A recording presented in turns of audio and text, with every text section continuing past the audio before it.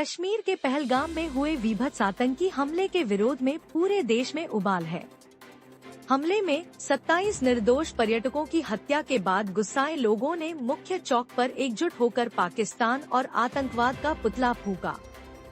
इस प्रदर्शन में हिंदू, मुस्लिम, सिख और सभी समुदायों के लोग शामिल हुए।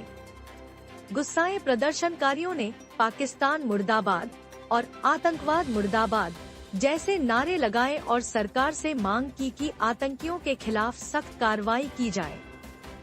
वक्ताओं ने कहा कि पाकिस्तान लगातार भारत की शांति को भंग करने की कोशिश कर रहा है और अब समय आ गया है कि उसे मुंहतोड़ जवाब दिया जाए। सभी ने एक सुर में कहा कि अब देश को आतंकवाद के खिलाफ निर्णायक लड़ाई लड़नी ही होगी। इस हमले के बाद भारत की एकता और अखंडता और भी मजबूत होकर सामने आई है। मुझे लगता है आजीवन हम लोग पुतला फूंकते रह जाएंगे। लोग हमारे लोगों को मारते रहेंगे, काटते रहेंगे, पीटते रहेंगे और हमारा काम केवल पुतला फूंकना रह गया है और कुछ नहीं। अरे जाग जाओ और शर्म करो।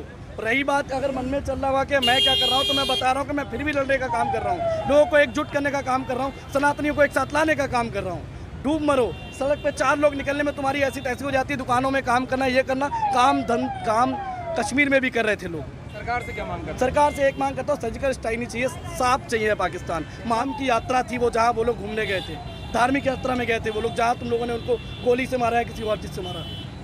पहलगाम में जो हमारे वहाँ पर कश्मीर की घाटी में घूमने गए हमारे बहन भाई, उनके साथ जो अत्याचार हुआ और जिस तरीके से हमारे लोगों की वहाँ पर शहादत हुई है, आज उसी गुस्से में हम लोगों ने मेन चौराहे पे पुतला फूंका। इस बात का एक बाहर का देश हमारे इंडिया के अंदर लगातार आतंकवादी को बढ़ावा देता है और आतंकवादी इसलिए यहाँ के भाईचारे को ख़त्म करने के लिए यहाँ लगा पड़ा है।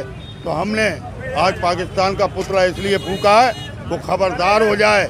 जहाँ हमारे देश के ऊपर उंगली उठेगी, हमारा देश के नागरिक के ऊपर उंगली उठेगी, तो इस मौके पे हम सब एक देशवासी, हिंदू, मुस्लिम, सिख, ईसाई, सब देश के खातिर अपनी जान कुर्बान दे देंगे।